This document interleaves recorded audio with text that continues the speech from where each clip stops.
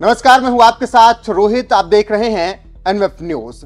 जिस तरीके से चुनाव परिणाम आए और बीजेपी ने 3 राज्यों में सत्ता हासिल की, उसके बाद अब ये चर्चाएं हैं कि जो एक प्रोपेगेंडा बीजेपी के खिलाफ बनाया गया, निगेटिव तरीके से पेश किए गए कई ऐसे मामलों को जो कि लग रहा था कि बीजेपी के लिए घातक साबित हो जाएंगे, लेकिन जब परिणाम आए तो पूरी तरीके से बीजेपी के पक्ष में आए। इसमें आप चाहे मध्य प्रदेश का सीधी कांड ले लीजिए, चाहे छत्तीसगढ़ का आप महादेव ऐप वाला मामला ले लीजिए, या फिर राजस्थान में जिस तरीके से कन्हैया लाल वाला मामला था वो भी जोड़ लीजिए। भले ही उसको नेगेटिव तरीके से नहीं फैलाया गया, लेकिन कांग्रेस उसमें कहीं ना कहीं बैकफुट पर रही।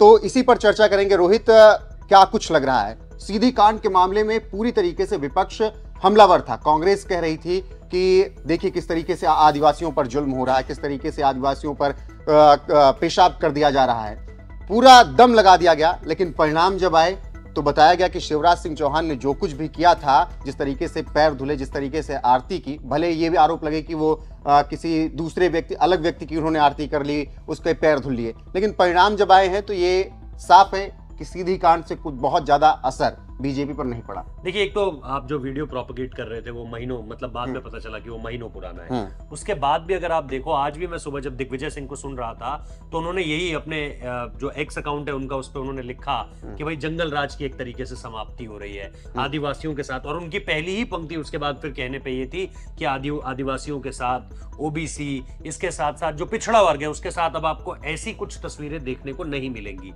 यानी कि उनका भी इशारा जो है वो इसी तरफ था, और वो भी कहीं ना कहीं मान रहे थे कि इन सारी की सारी चीजों के बाद ये जो हमने एक डैमेज किया है, उस डैमेज से कहीं ना कहीं ये जो डैमेज है ये वोटों पर असर जरूर डालेगा। लेकिन डैमेज कंट्रोल जिस तरीके से किया गया, जिस तरीके से पहले वीडियो के बारे में बात हुई, उसके बाद जिस तरीके से आपने बताया, चरण जिस तरीके से पखारे, और जिस तरीके से यहां पर credit and courtesy to Shivraj Singh Chouhan, जिस तरीके से उन्होंने पूरा का पूरा मामला पलट दिया।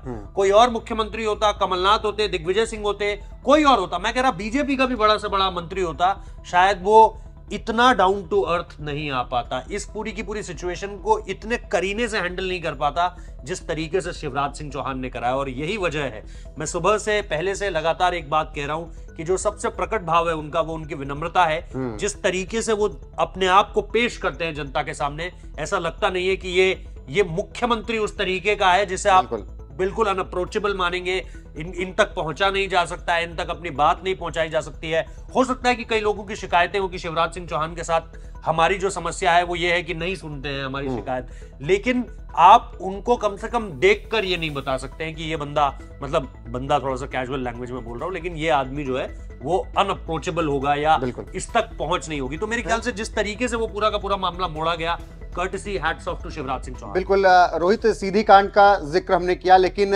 साथ में जब किसानों के बीच शिवराज सिंह चौहान पहुंच रहे थे तो एक दिन वो हेलीकॉप्टर से उतरते हैं और हल लेकर हेलीकॉप्टर से उतरते हैं। कांग्रेस उसको भी एकदम निगेटिव करने के लिए थी और निगेटिव तरीके से उसको भी फैलाया। लेकिन मुझे लग रहा है कि किसानों के बीच शिवराज, ठीक है, हल लेकर कोई किसान नहीं आता है, या किसानों के पास शायद इतना पैसा उत्तर प्रदेश या मध्य प्रदेश में नहीं है कि वो हेलीकॉप्टर से चलें, लेकिन कांग्रेस ने उसे निगेटिव करने का प्रयास किया, उसका भी असर नहीं हुआ। कांग्रेस के साथ किसान नहीं गए।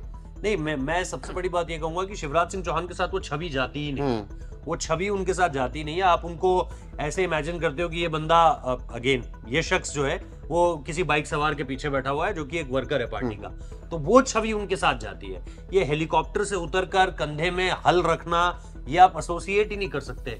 आप शिवराज सिंह चौहान के साथ ये चीज एसोसिएट कर ही नहीं सकते कि वो लग्जरी आप उनके साथ जोड़ो, या ये बड़ी आलीशान गाड़ियों में घूमता होगा, ये इस तरीके की एक लाइफस्टाइल जीता, ये सब उनके साथ आप जोड़ ही नहीं सकते हो। तो चाहे वो किसानों को लेकर के बात हो, चाहे वो दलितों पिछड़ों को लेकर के बात हो, चाहे आदिवासियों को लेकर, चाहे वो आदिवासी हो, ट्राइब्स कोई भी हो, आपको साफ तौर पर समझ में आता है कि शिवराज सिंह चौहान इस तरह की राजनीति में तो कम से कम पिछड़ नहीं रहे, जहां पर एक क्लियर अपॉर्चुनिटी थी विपक्ष के पास कि वो इस मामले पर घेर सकता था शिवराज सिंह चौहान को।